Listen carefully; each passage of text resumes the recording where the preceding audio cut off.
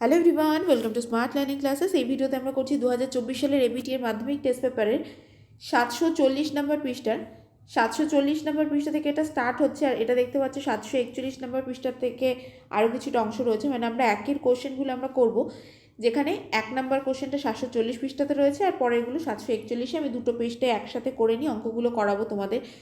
খুব সহজ অঙ্কগুলো, কিন্তু এর মধ্যে কিছু কিছু অঙ্ক আছে যেগুলো 2 নম্বরের অঙ্ক হিসাবে আসে, ওই জন্য সেই অঙ্কগুলো কিন্তু খুব ভালো করে নিতে হবে তোমাদের। দেখো, যেমন 4 নম্বর অঙ্কটা, এই অঙ্কটা কিন্তু বড় কোশ্চেন হিসাবেও আসে। আর একটা অঙ্ক আছে 2 নম্বর কোশ্চেন। তো এই 2 নম্বর কোশ্চেন আর 4 নম্বর কোশ্চেনটা কিন্তু 2 নম্বর কোশ্চেন হিসাবেও আছে বলে আমি এটাকে একটু বড় করে দেখাবো এবং শর্টকাট পদ্ধতিটাও দেখিয়ে দেবো। তো দেখে নাও, আমাদের এখানে ফার্স্ট কোশ্চেন যেটা রয়েছে, ফার্স্ট কোশ্চেনে আমাদের এখানে দেওয়া রয়েছে এই কোশ্চেনটা। সুকুমার 500 টাকা 9 মাসের জন্য, অমিত 600 টাকা 5 মাসের জন্য একটি ব্যবসায় নিয়োজিত করে। লভ্যাংশ মানে লাভের অনুপাত এখানে বের করতে বলা আছে। তার মানে এখানে ইজি প্রসেসটা কি, 500 টাকা ক মাসের জন্য, 9 মাসের জন্য, ইস্টু সাইন দিয়ে দাও। এখানে হচ্ছে 600 টাকা ক মাসের জন্য, 5 মাসের জন্য। কি করছি এবার দেখে নাও, জাস্ট এরকম লিখবে, কারণ বড় কোশ্চেনে অনেক বেশি লিখতে হয়, কিন্তু ছোটো কোশ্চেনের ক্ষেত্রে জাস্ট যেহেতু এগুলো এমসিকিউ টাইপের কোশ্চেন যেগুলো অপশান দেওয়া রয়েছে, জাস্ট এইটুকুনি করবে, লিখে দেবে অপশানটা, তাহলে অ্যান্সার হয়ে যাবে, নাম্বারও কাটবে না। কি করবে দেখে নাও, ইকুয়াল টু সাইন দেবে, এখানে দুটো জিরো, এখানে দুটো জিরো, কাট করতে থাকো, এখানে 5, এখানে 5, কাট করতে থাকো, কিচ্ছু হবে না এতে। এবার দেখো, এখানে দেখো 3 দিয়ে করি, 3 তিরিক্ষে 9, 3 দুগুণে 6, তার মানে এখানে কত হয়ে যাবে 3:2। ওকে, আমি যদি আর একবার বলি কি করলাম আমি জিনিসটা দেখে নাও ভালো করে। এখানে আমাদের দুটো জিরো রয়েছে, এই সাইডেও এখানেও দুটো জিরো, কেটে দিলাম। সেম জিনিস কাটছি, 5 কেটে দিলাম। 3 তিরিক্ষে 9, 3 দিয়ে কাটছি, 3 তিরিক্ষে 9, এখানে 3 দুগুণে 6, তার মানে 3:2 এবং আমাদের অপশন নাম্বার এ হয়ে যাবে অ্যান্সার। যদি কেউ মনে করো এখানে কাটবে না, কেটো না, মনে মনে করো এই কাটাকাটিগুলো করে অ্যান্সারটাকে করে দিও এবং লাস্টে এখানে লিখে দেবে অপশন এ উত্তর, বা এখানে আগে উত্তর লিখে অপশন এ লিখে দাও। নেক্সট কোশ্চেনে চলে আসি। নেক্সট কোশ্চেন দেখো, এখানে 2 নম্বর যে কোশ্চেনটা রয়েছে, যেটা আমি বললাম বড় কোশ্চেন হিসাবেও আসে, এখানে যেটা দেওয়া রয়েছে আগে শর্টটা বলে নিই, তারপর বড় কোশ্চেন হিসাবেও এটা কীভাবে করতে হবে বলে দেবো। তো এখানে দেখো দেওয়া আছে 2x² + kx = 3 - k। এই সমীকরণে বীজদ্বয় পরস্পর অনন্যক হলে k এর মান কত হবে। তার মানে এখানটায় আমাদের 2x² ডাইরেক্টলি লিখবে 2x² + kx, এই যে 3 - k এটাকে একবারে লেফট হ্যান্ড সাইডে নিয়ে আসো, মানে এখানে এই যে -kটা এপাশে চলে আসলে কি হয়ে যাবে, +k - 3 = 0। ঠিক আছে, এইবার এই জায়গাটাতেই যে কাজটা করবে, এখানেই একটা ব্র্যাকেট দিয়ে নেবে।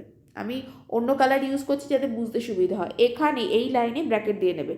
এবার এখানটায় লিখবে কি, বীজদ্বয় কী লেখা আছে, পরস্পরের অনন্যক, তাই তো। তার মানে একটা যদি আলফা হয় আর একটা যদি 1/α, কারণ বইতে আলফা বিটা বীজগুলো আলফা বিটাই ধরা হয়, এটাকে আলফা আর একটাকে বলা হচ্ছে বিটা, এরকমভাবে লেখা হয়।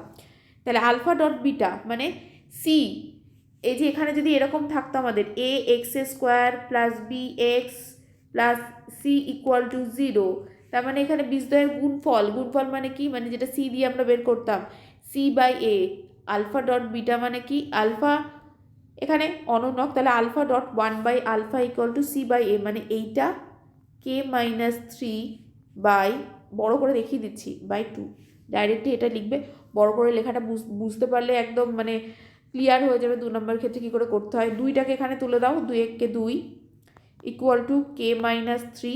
3টাকে এই পাশে নিয়ে চলে আসো লেফট হ্যান্ড সাইডে, তার মানে এখানে কে পড়ে থাকবে, এখানে -3 এপাশে চলে আসলে কত হয়ে যাবে 5। এবার বড়টা কী করে হবে দেখে নাও। দেখো, এটাই যদি 2 নম্বরের ক্ষেত্রে আসে তাহলে কিন্তু এইভাবে লিখবে। প্রথমে এই জিনিসটা যেরকম আমি মুখে বললাম সেই জিনিসগুলো এখানে লিখেছি। প্রথমে এই জিনিসটা লেখা হলো, তারপরে এটাকে বাদিকে নিয়ে আসা হলো। এবার দেখো ব্র্যাকেট দিয়ে দিয়েছি, ধীরে ধীরে করেছি। বীজদ্বয় আলফা, আলফা 1/α, যেহেতু অনন্যক বলেছে তাই এখানে আলফা ডট 1/α। দেখো এখানে আমি লিখে দিয়েছি দ্বিঘাত সমীকরণের সাধারণ আকার, এটা হলে আলফা বিটা যদি বীজ হয় তাহলে আলফা ডট বিটা মানে কত, c/a। তাহলে মানে এখানে এটার সাথে এটা তুলনা করা হচ্ছে, এখানে সি আর a এটা তুলনা করা হয়েছে, করে এখান থেকে দেখো k = 5 বেরিয়ে গেল। এই অঙ্কটা এভাবে করবে কখন, যখন এটা 2 মার্কসের থাকবে, আদারওয়াইজ এরকম করার দরকার নেই। আমি ছোট করে একটু আগে যেরকম দেখালাম সেরকমভাবে করো, এনাফ। কিচ্ছু লেখার দরকার পড়বে না এত কিছু। নেক্সট কোশ্চেনে চলে আসছি। নেক্সট কোশ্চেন আমাদের এখানে যেটা দেওয়া আছে যে তার মানে এটার অ্যান্সার হয়ে গেল অপশন নাম্বার ডি। যদি দুটো বৃত্ত একই সমতলে অবস্থিত হয়ে একই সমতলে অবস্থিত বলেছে, তাহলে এরকম একটা বৃত্ত এরকম একটা বৃত্ত একই সমতলে অবস্থিত হয়ে পরস্পরকে ছেদ বা স্পর্শ না করে, ছেদও করলো না স্পর্শ করলো না, দুটো অনেকটা ডিস্টেন্সে রয়েছে, তাহলে দুটো বৃত্তের সর্বাধিক সাধারণ স্পর্শ কটা হবে? এরকম একটা যাবে আর একটা এরকম যাবে, সরি মধ্যে দিয়ে যায় না, একদম গা ঘেঁষে যায়, এরকম যাবে, মধ্যে দিয়ে যাবে না, কিন্তু আমি বারবার বলছি আমার এটা ডিজিটাল বোর্ড তো ড্র করতে একটু অসুবিধা হচ্ছে। তাহলে এখানে অ্যান্সার হয়ে যাবে কত? 2। এখানে এটা টাচ করবে, শুধুমাত্র টাচ করে বেরিয়ে যাবে, তাহলে এখানে 2 হয়ে যাবে। এবার 4 নাম্বার যে কোশ্চেনটা, 4 নাম্বার কোশ্চেনটাও একদম শর্টকাটে যেটা হয় সেটা আমি বলছি, তারপর বড় করে, যেহেতু এটা 2 নাম্বারের জন্য আসে ওই জন্য বড় করে লেখাটাও দেখিয়ে দিচ্ছি। এখানে দেওয়া আছে ট্যান থিটা প্লাস কট থিটা ইকুয়াল টু 2। এবার ট্যান আর কটের সর্বাধিক মান কত হতে পারে? 1। তার মানে অবশ্যই এখানে tan theta equal two, just লিখবে যেহেতু ট্যান থিটা ও কট থিটার সর্বাধিক মান 1, অতএব ট্যান থিটা ইকুয়াল টু 1 আর কট থিটাও ইকুয়াল টু কত? 1।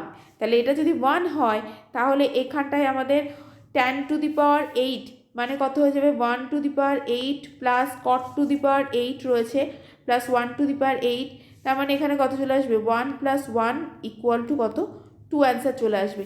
এটা তো 1 নম্বরের ক্ষেত্রের জন্য এটা ঠিক আছে, কিন্তু 2 নম্বরে যদি এই কোশ্চেনটা আসে তাহলে তো এভাবে করলে হবে না। তো সেক্ষেত্রে কীভাবে করবে দেখে নাও এবার। সেক্ষেত্রে আমরা ঠিক এইভাবে লিখে লিখে করব।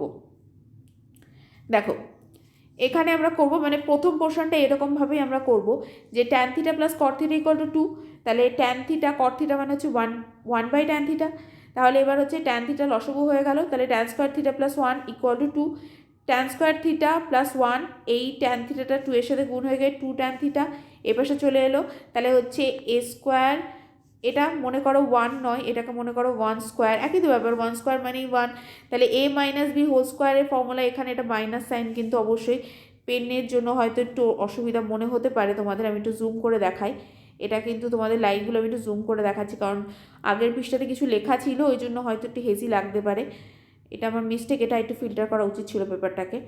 তো চলো দেখে নাও, এখানে একটা মাইনাস আছে, তাহলে tan theta minus 1 equal to 0 হলো, তাহলে ট্যান থিটা ইকুয়াল টু 1, তাহলে কট থিটা মানে কত হয়ে যাবে? 1 by tan theta equal to, সেটাও 1 আসবে, তার মানে এবার আমরা যেটা করব, এবার হচ্ছে অতএব tan to the power 8 theta plus cot to the power 8 theta equal to কত চলে আসবে? 1 to the power 8 plus 1 to the power 8, তার মানে যেরকম দেখালাম 1 প্লাস 1 ইকুয়াল টু 2। এটা কিন্তু 2 মার্কসের কোশ্চেনের জন্য এটা হবে, আদারওয়াইজ আমি একটু আগে যেটা দেখিয়েছি সেরকমভাবেই করবে। তো হোপফুলি বুঝতে পেরেছো এটা। এবার আমি চলে আসছি আবার সেই কোশ্চেন পেপারে। তো কোশ্চেন পেপারে দেখো নেক্সট কোশ্চেন আমাদের যেটা দেওয়া রয়েছে এখানটাতে, এখানে দেওয়া রয়েছে আমাদের 4 নম্বর কোশ্চেন হয়ে গেছে, যেটা অপশন নাম্বার বি অ্যান্সার হবে। একটি ঘনকের কর্ণের দৈর্ঘ্য 5√3 সেন্টিমিটার হলে ঘনকের আয়তন হবে কত? তাহলে এখানে ঘনকের কর্ণের ফর্মুলাকে আমি শুধুমাত্র কর্ণ লিখছি, কর্ণ ফর্মুলা কি? √3 ইন্টু বাহু, √3 ইন্টু বাহু, ঘনকের কর্ণ তোমরা লিখবে এখানে, ঘনকের কর্ণ কি? √3 ইন্টু বাহু, তার মানে এখানে অতএব বাহু মানে বাহুর দৈর্ঘ্য বড় করে ইচ্ছে করলে লেখা যায়, তার মানে এখানে কত হয়ে যাবে? 5√3 আছে না, মানে 5, তার মানে আয়তন কত? আয়তন হচ্ছে বাহুর কিউব, আয়তন মানে কত? বাহুর কিউব, তার মানে বাহুকে 3 বার গুণ করতে হবে, বাহুর কিউব মানে 5 কিউব, তার মানে কত চলে আসবে আমাদের? 125, তার মানে অপশন নাম্বার ডি হয়ে যাবে অ্যান্সার, অপশন নাম্বার ডি হয়ে যাবে আমাদের answer. Next and last question, এখানে 6 নম্বর কোশ্চেনে দেখো দেওয়া আছে যে 16, 15, 17 এইগুলোর মধ্যে, এই তথ্যগুলোর মধ্যে সংখ্যাগুরু মান যদি 15 হয় তাহলে এক্সের মান কত? এখানে একটা এক্স রয়েছে, তো সংখ্যাগুরু মান কি? যেটা সব থেকে বেশি সংখ্যায় থাকবে, তো এখানে আমি দেখতে পাচ্ছি 15 এখানে কবার রয়েছে? 2 বার, 17ও রয়েছে 2 বার, তার মানে অবশ্যই আর একটা 15 লাগবে, তাহলে অবশ্যই 15 হতে হবে, তবেই তো মানে 15 3 বার থাকবে, তবেই সংখ্যাগুরু মান হবে, আদারওয়াইজ আমি তো এখানে 17কেও বলতে পারতাম, কারণ 17 এখানে 2 বার রয়েছে, তার মানে অবশ্যই আমাদের এক্সের মান কত হয়ে যাবে? 15, এবং অপশন নাম্বার এ হয়ে যাবে আমাদের রাইট অ্যান্সার। তো এর সাথে আমি এই ভিডিওটা ক্লোজ করছি। কোশ্চেন নাম্বার 1-এর সব কোশ্চেনগুলো আমি সলভ করে দিয়েছি, পরবর্তী কোশ্চেনগুলোর অ্যান্সার খুব তাড়াতাড়ি হবে। তো তোমরা যারা যারা এই কোশ্চেন অ্যান্সার সিরিজটা ফলো করতে চাও তারা এক্ষুনি ভিডিওকে একটা লাইক তো করবেই, আর চ্যানেলকে সাবস্ক্রাইব করে নাও, যাতে নেক্সট ভিডিও আপলোড করলে ইউটিউব তোমাদেরকে নোটিফিকেশন পাঠিয়ে দেবে আর তোমরা ভিডিও ঝটপট দেখে নিতে পারবে। ফ্রেন্ডসদের সাথে ভিডিওটা অবশ্যই শেয়ার করো।